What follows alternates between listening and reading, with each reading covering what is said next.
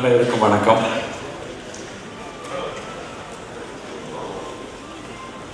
எங்களுடைய குடும்பத்தில் எங்களுக்கெல்லாம் மூத்த சகோதரர் எஸ்.எஸ். ராஜன். நான் அவரால் தான் நானும் கலை உலகத்துக்கு வர வேண்டும் என்ற உந்துதலை பெற்றேன். என்னுடைய வாழ்நாளில் எனக்கு ஒரு மிகப்பெரிய இன்ஸ்பிரேஷனாக, பெரிய ரிமார்க்கபிள் இன்ஸ்பிரேஷனாக இருந்த என்னுடைய எளிய சின்ன வயதில் இருந்தவர்கள் என்னுடைய சகோதரர், மூத்த சகோதரர், குடும்பத்திற்கு மூத்த சகோதரர் எஸ்.எஸ். ராஜேந்திரனும், என்னுடைய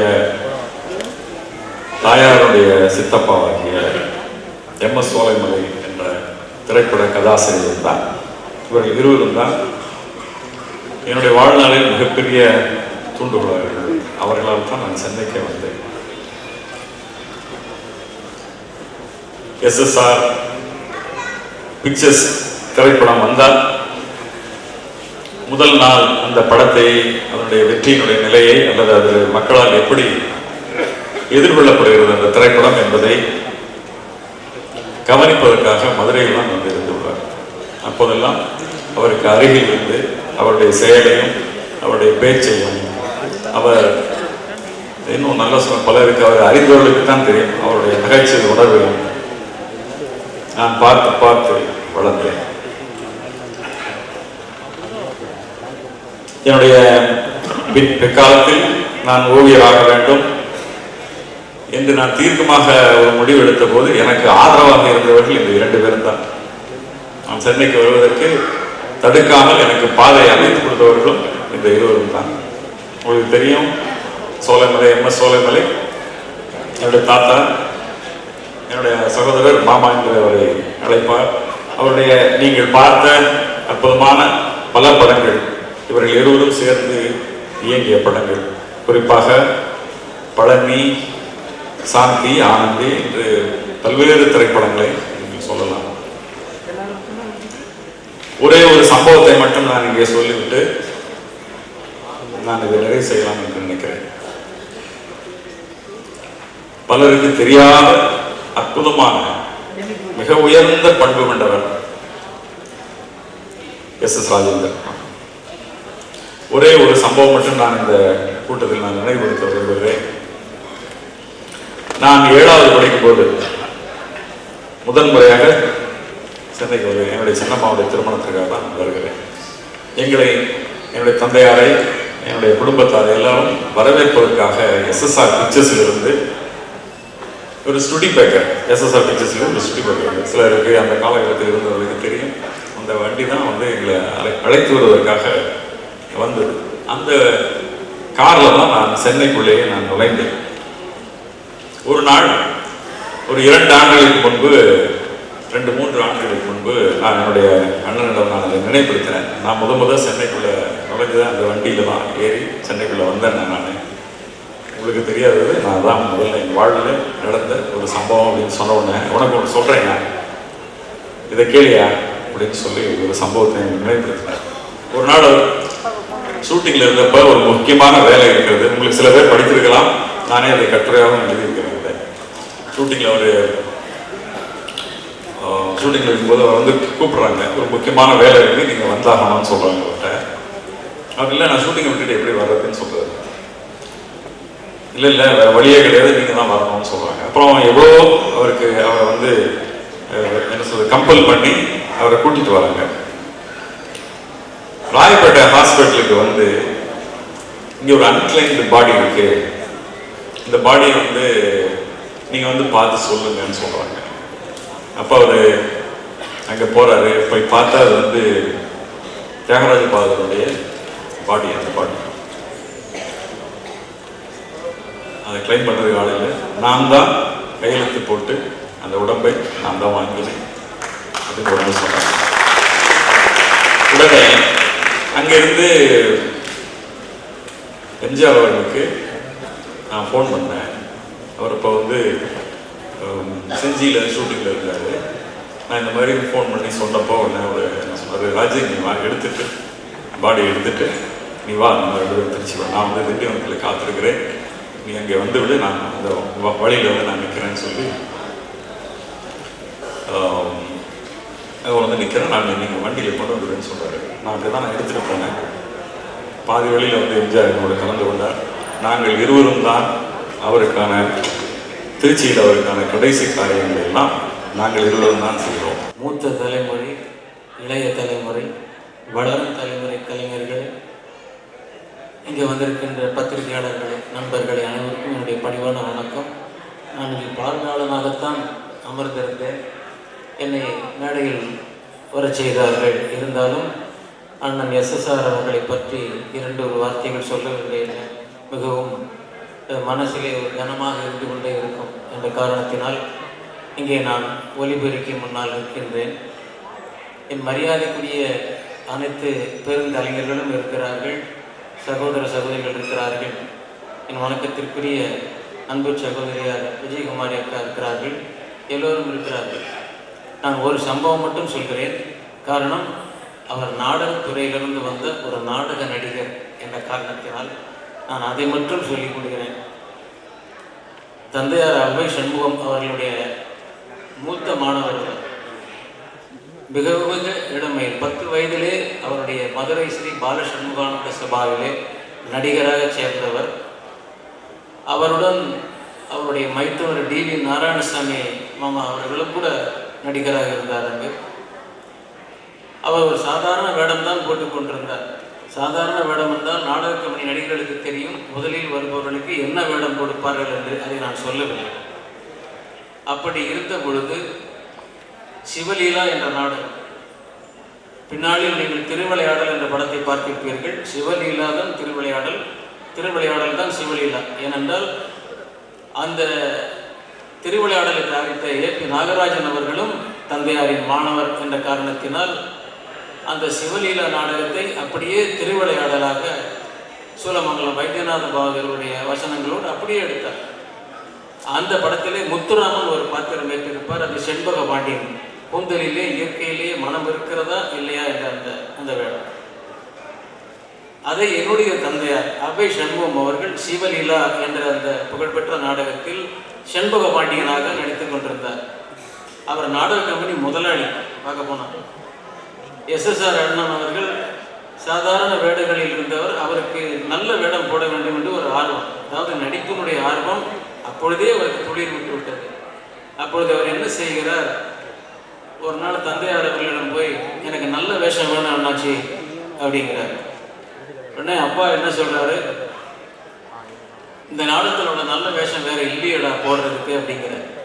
உடனே அவர் சொல்றார், என்ன வேஷமான உனக்குன்னு கேட்கிறார் அப்பா. நான் உங்க வேஷம் போடுறேன் அண்ணாச்சின்னு சொல்றார். இந்த துணிச்சல் அவருக்கு எவ்வளவு இளம் இதில் இருக்கு பார்க்கிறார். நாடக கம்பெனி முதலாளி போட்டுக்கொண்டிருக்கிற வேடம், அந்த வேடத்தை நான் போடுகிறேன் என்று தந்தையாரிடம் கேட்டவுடன் அவர் அதிர்ந்து போய் மேலையும் கழியும் பார்த்துட்டு, சரி அதில் இருக்கிற வசனம் ஏதாவது சொல்லுவியான்னு, நல்லா சொல்லுவேன் அண்ணாச்சி. இங்கே வருகின்ற கலைஞர் பெருமக்களே,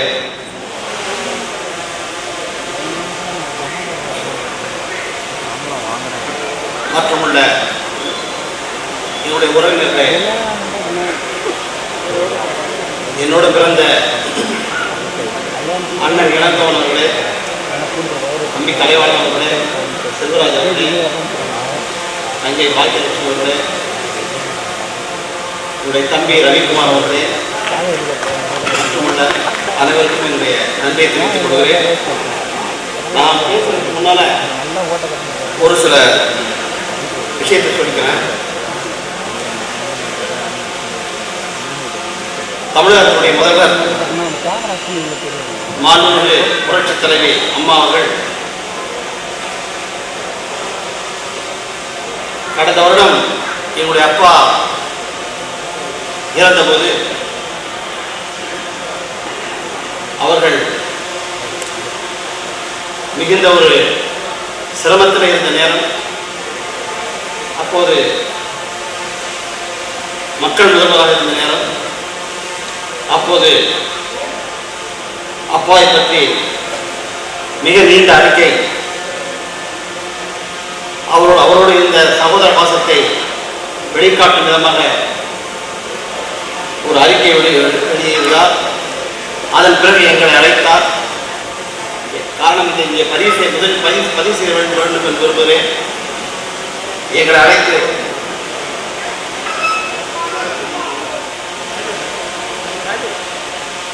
எங்களுக்கெல்லாம் மிகுந்த ஆறுதல் சொல்லி அவருடைய 16வது நாள் நினைவு நாளில் ஒரு அமைச்சரை அனுப்பி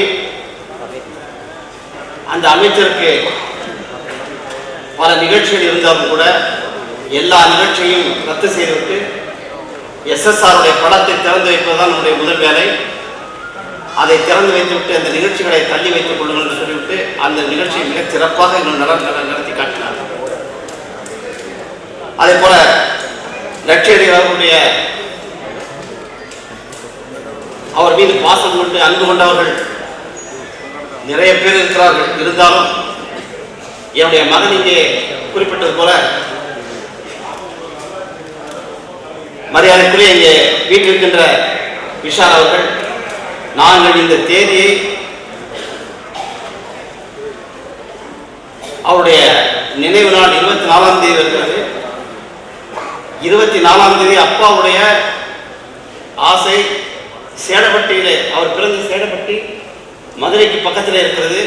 அந்த சேடப்பட்டியிலே அவருடைய விழா நடத்த வேண்டும் என்று ஆசைப்பட்டார். ஆக 24ஆம் தேதி அந்த விழா அங்கே நடக்க இருக்கிறது. 24ஆம் தேதி அங்கே நடக்க இருக்கின்ற அந்த விழாவிற்கு அவ்வளவு தூரத்திற்கு கலைஞர்கள் எல்லாம் வர இயலாது என்ற காரணத்தினால் அதற்கு முன்னாலே ஒரு விழாவை ஏற்பாடு செய்ய வேண்டும் என்று கருதி 12ஆம் தேதி இந்த விழாவை நாங்கள் முதலில் முடிவு செய்தோம். முடிவு செய்வதற்கு காரணம்,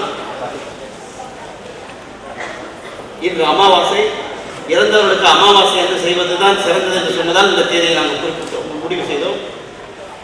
நாங்கள் முடிவு செய்ததற்கு பின்னாலே சகோதரர் விஷால் அவர்களும் அவரை சேர்ந்த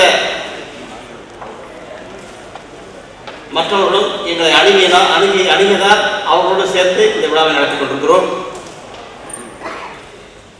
இங்கே நேரம் மிகவும் குறைவாக இருக்கின்ற காரணத்தினாலே நான் நிறைய பேச வேண்டும் என்று விரும்பினேன். அப்பாவை பற்றி தெரிந்த விஷயங்கள் நிறைய இருக்கிறது. ஆனால் அவருக்கு தெரியாத யாருக்கும் தெரியாத பல விஷயங்களை உங்களோடு பகிர்ந்து கொள்ள வேண்டும் என்கின்ற ஆசையோடு ஒரு சில விஷயங்களை மட்டும் சொல்லிக்கொண்டு நான் விடைபெறுகிறேன். எங்க அப்பா கடைசி நேரத்தில் மருத்துவமனையில அனுமதிக்கப்பட்டிருந்த போது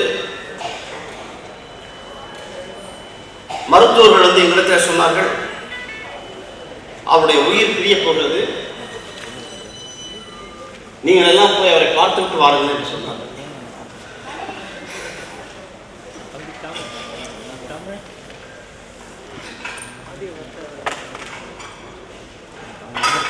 அப்போது கடைசியாக இதை பார்த்தார். ஆனால் கண்களிலே பயமில்லை.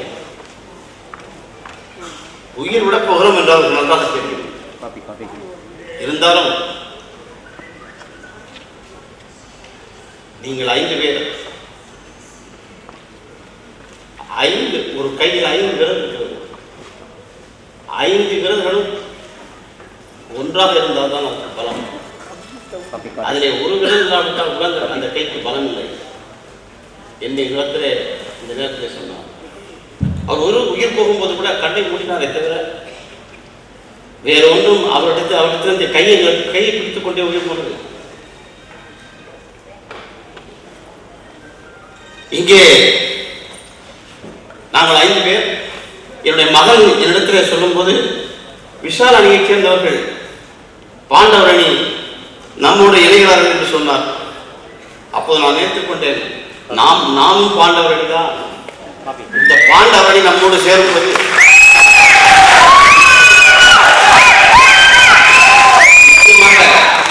நிகழ்ச்சி நல்லபடியாகத்தான் நடக்கும் என்று நான் கருதி கொண்டேன்.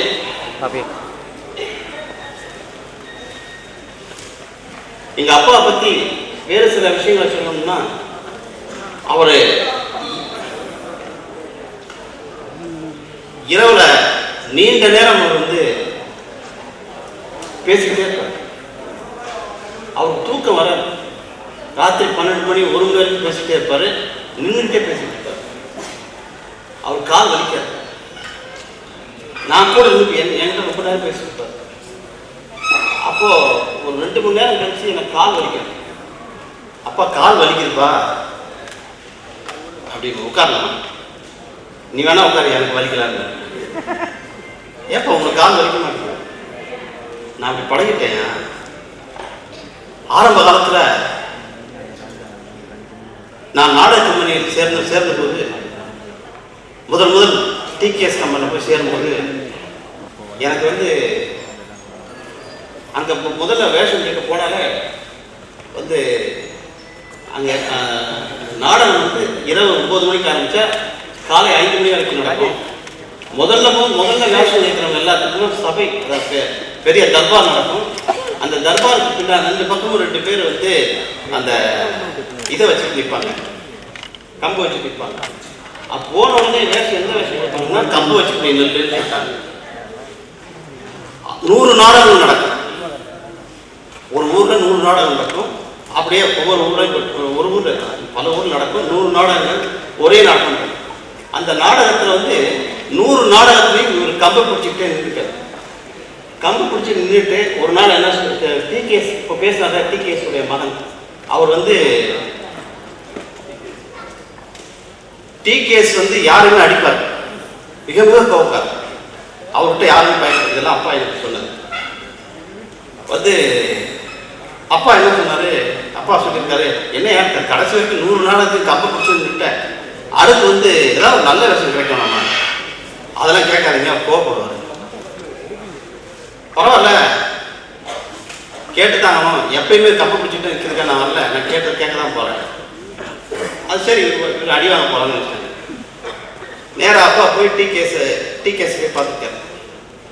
பார்த்துட்டு இல்லைங்க, நான் கம்பை பிடிச்சிட்டே இருந்தேன் ரொம்ப நாள், ரொம்ப நாடாக இருக்கு, எனக்கு வந்து ஒரு வேற நல்ல வேஷம் கொடுங்க.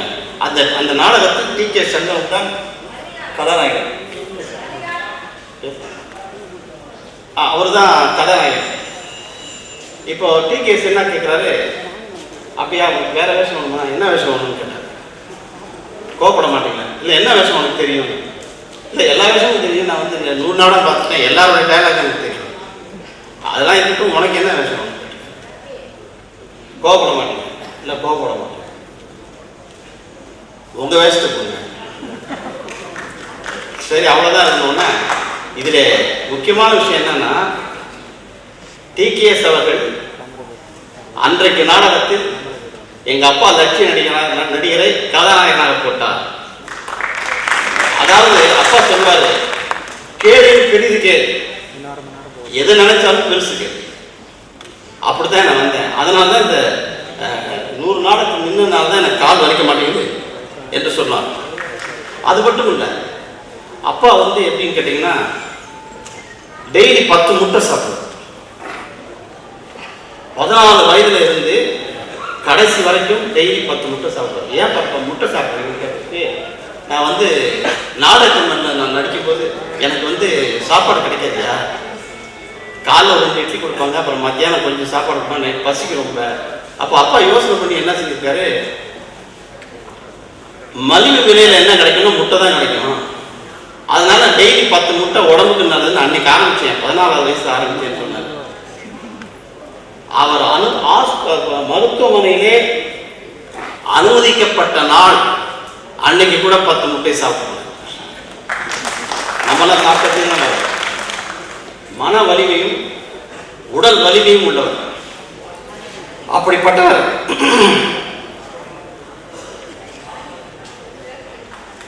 இங்க மறைந்த மனோரமா அவர்களை பற்றி சொன்னார்கள். ஏற்கனவே ஒருத்தர் சொன்னார், பள்ளத்தூர்லேருந்து மனோரமா அவர்கள் வரும்போது அவரை அழைத்து வந்து மணிமகுடம் நாடகத்திற்கு கதாநாயக வேஷத்தை யார் போடலாம் என்று கேட்டபோது அவர்களை அழைத்து வந்து அந்த மணிமகுடம் நாடகத்தினுடைய கதாசிரியர் கலைஞர் அவர்கள் அங்கே இருக்கும்போது அவர் உட்கார வச்சுட்டு அவர் சொல்லியிருக்காரு, இந்த மாதிரி இந்த பொண்ணு வந்து நடிக்குமா, நீங்கள் தான் பார்க்கணும்னா அப்போ ஆடிஷன் பண்ணார். பண்ணி டைலாக் ஒழுங்காக பேசுமான்னு பார்த்துட்டு அதுக்கப்புறம் வந்து எல்லாருமே கீழே காத்துக்கணும். கீழே வந்து இந்த பொண்ணு ஓகே தான், நான் ட்ரெயின் பண்ணுறேன், இது வந்துடும் சொல்லி அப்போ மனோரமாவுக்கு அப்பா தான் ட்ரெயின் பண்ணார். அப்போது நடிகர் முத்துராமன் தான் எங்களுடைய நாடக கம்பெனியில் இருக்கார். ஆகவே இந்த நாடகத்தில் இருந்து அப்பா வரும்போது மிகவும் சிரமப்பட்டு வந்தார். எங்கள் அம்மாவை பங்கஜம்மாள் அவரை பற்றி நம்முடைய ஷீலாமா சொன்னாங்க. எங்கள் அம்மாவும் ஒரு நடிகை தான். அவர் நாடகத்தில் நடித்தார்கள். அவர் நாடகத்தில் நடித்த போது அப்பா வந்து அவரை பார்த்து அவங்களை விரும்பி லால் குடியில் அவங்க சந்தித்து அவங்க வந்து ஓரிரவு நாடகத்தில் சினிமாவில் வந்து ஜானகி அம்மா நடித்த வேஷத்தில் அவங்க நடிப்பாங்களாம் அப்பா சொன்னது. அதுக்கப்புறம் அவர் வந்து அவங்க 1948 அண்ணா தலைமையில் பாரதிதாசனுடைய முன்னிலையில் இந்த திருமணம் நடைபெற்றது. எங்கள் அம்மாவை பற்றி சொல்லும்போது நான் அப்பாட்ட சொல்லுவேன். ஒரு நாள் எங்கள் அம்மா நான் வந்து கோபமாக திட்டும்போது அப்பா சொன்னார், நீ வந்து ஏன் திட்டுறாங்க, அவங்க நீ திட்டக்கூடாது. இல்லை பாருமா, உங்கள் அம்மா நானும் இருக்கும்போது ஒரு வேளை சாப்பாடு சாப்பிட்டோம் கோடம்பாக்கத்தில். நான் வந்து சான்ஸ் இல்லாமல் இருக்கும்போது நாங்கள் 2 பேரும் ஒரு வேளை சாப்பாடு சாப்பிட்டு பல நாள் கொண்டு நடத்திருக்கோம். அவங்களை திட்டுவதற்கு எனக்கு தான் உரிமை இருக்குது, இந்த உலகத்தில் யாருக்குமே உரிமை இல்லைன்னு சொன்னாங்க. பாசம்.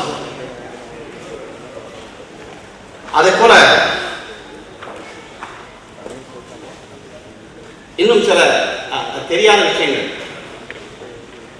ஒரு வாட்டி அப்பா வந்து மாடர்ன் தியேட்டர்ஸ்ல வேஷம் கேட்க போகும்போது அப்போ சேலத்தில் பஸ் எல்லாம் ஓடாது.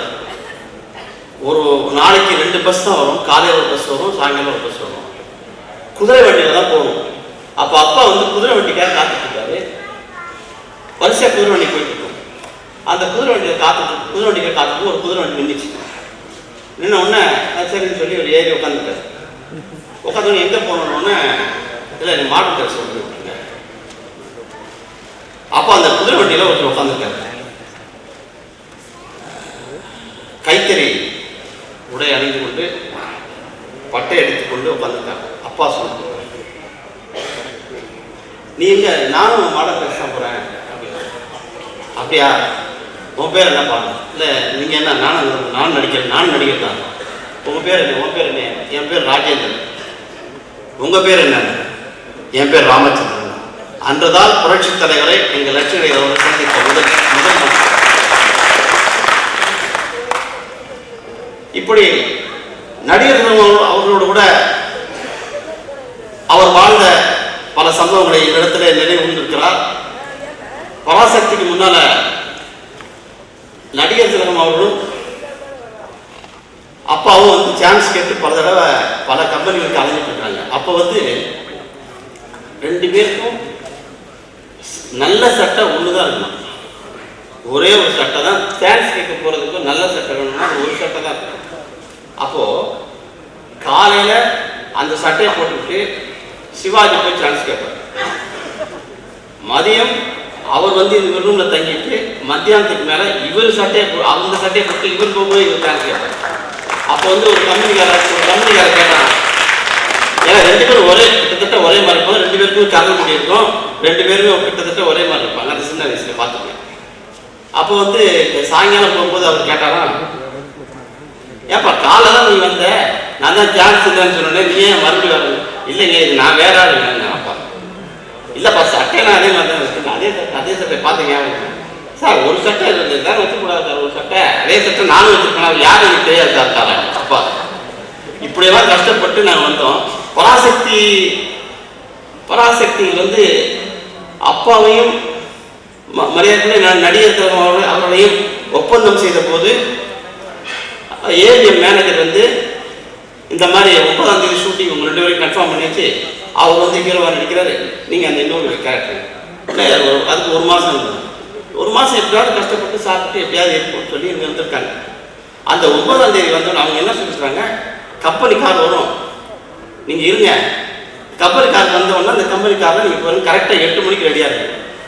உடனே அப்பாவும் சிவாஜி அவர்களும் 8 மணிக்கு ரெடியாக இருக்காங்க. 8 மணி ஆச்சு, 8:30 மணி ஆச்சு, 9 மணி ஆச்சு, 9:30 மணி ஆச்சு, 11 மணி ஆகி வண்டி வரல. ஏன்னா இவ்வளோ கஷ்டப்பட்டு ஒரு பெரிய படம் புக் பண்ணியிருக்காங்க. நம்ம வேற ஆள் போட்டாங்க. சரி என்ன பண்ணுறது, ஏவிஎம்ல போய் நம்ம பார்த்து வரலாமா? 2 பேரும் பஸ் பிடிச்சி ஏவிஎம் போயிருக்காங்க. ஏவிஎம் போனோம்னா இல்லைங்க உள்ள ஷூட்டிங் தான் நடக்காது.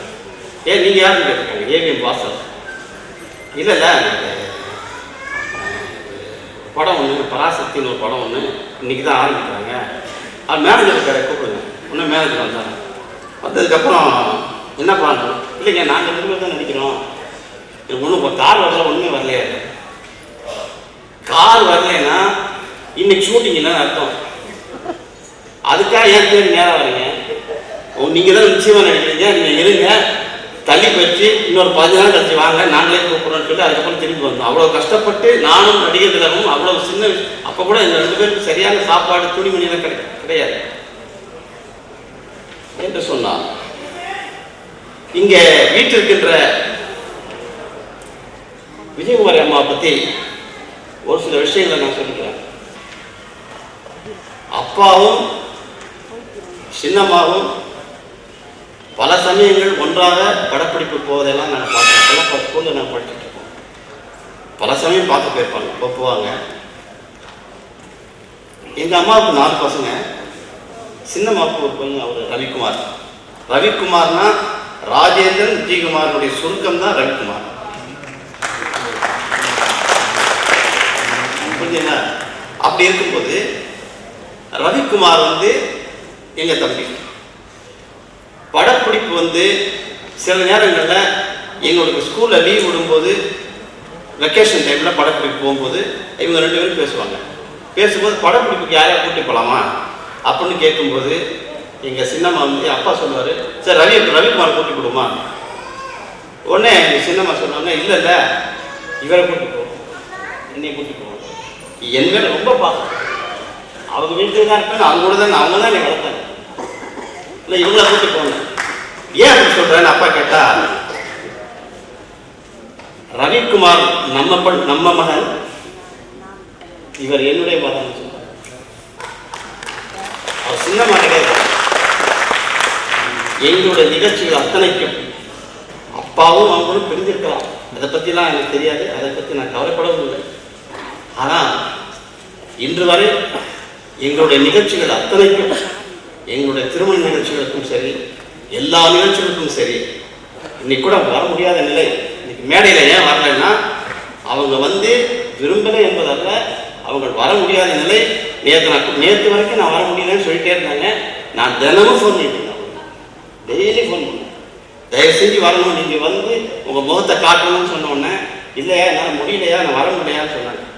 கடைசியாக நேற்று நான் ஃபோன் பண்ணி, இல்லையா நான் கஷ்டப்பட்டு வந்துடுறேன், ஆனால் என்னால் பேச முடியாது, மேடைக்கு கூப்பிட்டுறாதீங்க, நான் வரணும், நீங்கள் வந்தால் போதும், உங்கள் முகத்தை காட்டினா போதும், உங்கள் முகத்தை இத்தனை பேரும் பார்த்தாலே எங்களுக்கு அப்பா வந்த மாதிரி